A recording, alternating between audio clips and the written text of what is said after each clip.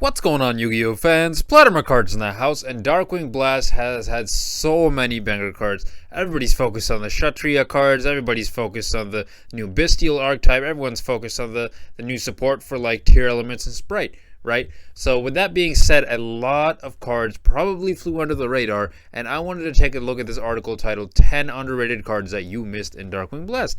And let's take a look and see what they got for us. So number 10, Freki the Runic Fangs. So Runic, I feel like, is being a little bit underrated right now because Runic still has that potential to just dominate games, right? And an extra fusion monster is really good, especially with the effect that this thing has here. When an attack is declared involving this card in the extra monster zone, you can banish the top two cards of your opponent's deck. So even more milling, that's a problem. Secondly, neither player takes any battle damage for attacks involving this card. So you yourself are protected regardless.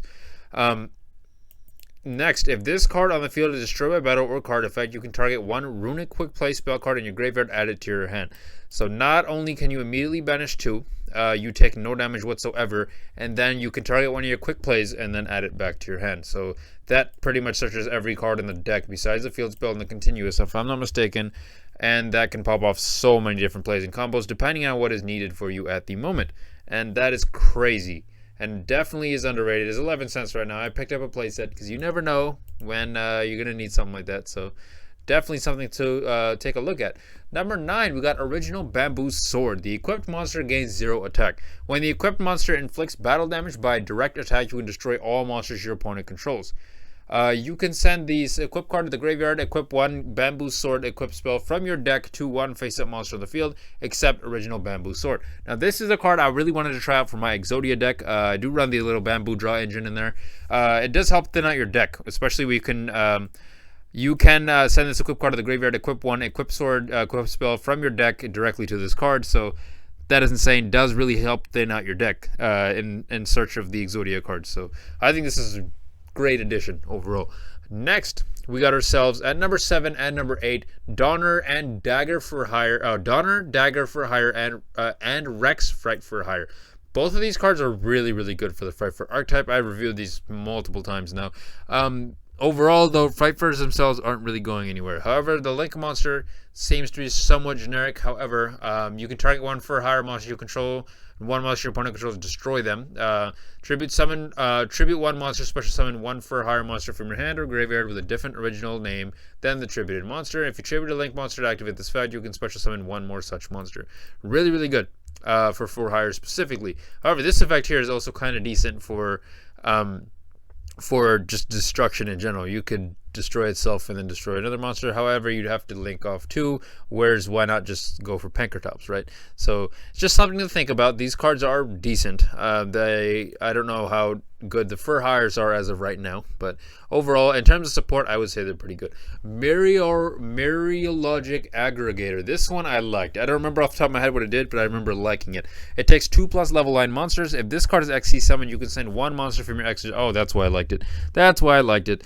You can send one monster from your extra to the graveyard. You can target monsters in your graveyard up to the number of materials this card has. Detach materials from this card equal to the number of those targets in the graveyard. And if you do, attach those targets to this card as material. If this card is sent to the graveyard, you can target one face-up card on the field, negate its effects until the end of this turn. So not only is it one that facilitates dumping extra deck monsters to the grave, so like Entis and all that stuff, it also has a good ability that when it itself is dumped in the grave. So I would definitely say that this is one that's flown under the radar a bit, and it's nice that it has the ability to negate. That's very useful. It does target, though, something to think of. But I would definitely recommend maybe picking up a couple, maybe a playset or so, just to have, because you never know when something like this can get good, you know? Wallow, Founder of the Drudgery. I picked this up. I picked up a playset of this, and that is because of the Bestial archetype. That's a must-have. Just takes 2 level 6 monsters. Generic, so Bestials work really well. Monsters you control gain 100 attack and defense for each card in your opponent's graveyard. So nice, because a lot of the new archetypes like to dump stuff in the grave excessively. Quick effect, you can target one card in your opponent's graveyard and detach 1 or 2 materials from this card and then activate the appropriate effect. 1, return it to the deck, and then secondly, if the target is a monster, special summon it face up or in face down defense position to your field, or if not, set it to your field. So yeah, pretty decent card overall. Number 3 and 4, Vernisov. Vernisov had 2 different cards. Vernisov works as a great engine just to be able to search. And if Earth Machine ever gets popping again, or if there's any, like, I'm not saying it's not good right now, but, like, if it ever gets to, like, that status where, like, you know, everyone's taken into locals again, you know, expect these to rise, because the Vernisov archetype in general is just, it's really good in terms of searching.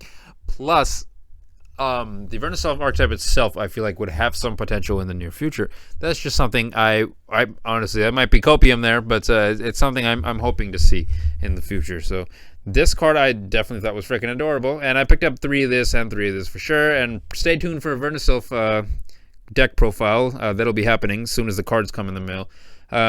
Next, we got ourselves Decisive Battle of Gol Ganda. Gol Ganda.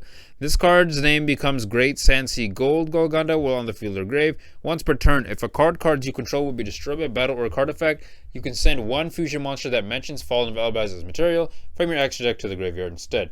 During the end phase, if you have Fallen of Elvis on your field or in your graveyard, you can special summon 1 Spring Ends monster from your hand. Well, that's pretty good searcher, I'd say. That's not bad.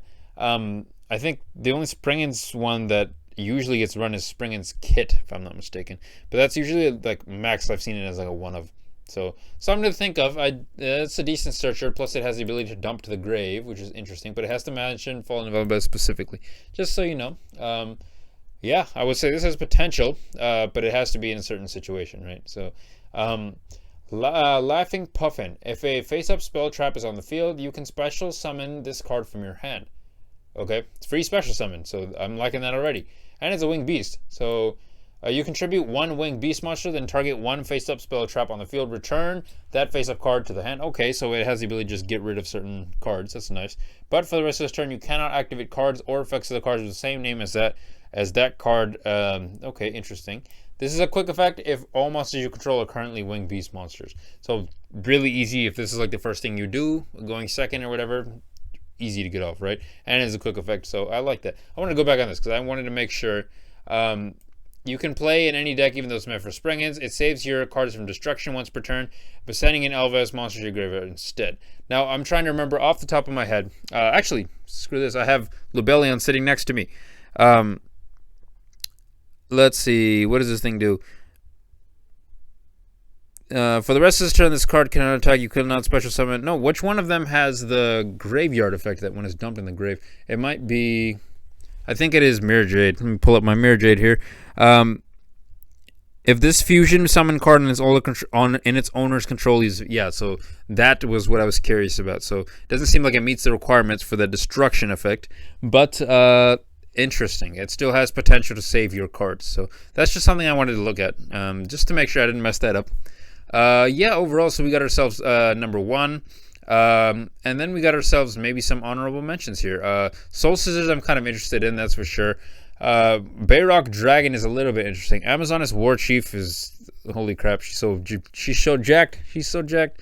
Alright, but overall I would say, yeah, this is a solid list. There's a lot of cards on here that I feel like flew under the radar because there are so many cards that are insanely good in Darkwing Blast that people are just like trying to get their hands on those as quickly as possible. And if you are keeping an eye on the market right now, like things like are popping in Darkwing Blast. Fenrir is going up like crazy. It's insane what's happening right now. Bestial Lubellion's going up like crazy. You'd be surprised what's going to end up happening there, right? But anyways, guys, this is PlotArmorCards signing out for the day. If you like what you see, don't hesitate to like, comment, and subscribe. And of course, if you have any other cards you feel like were underrated, any cards you feel like were overrated, you guys can let me know in the comments down below. And we will see you in the next video.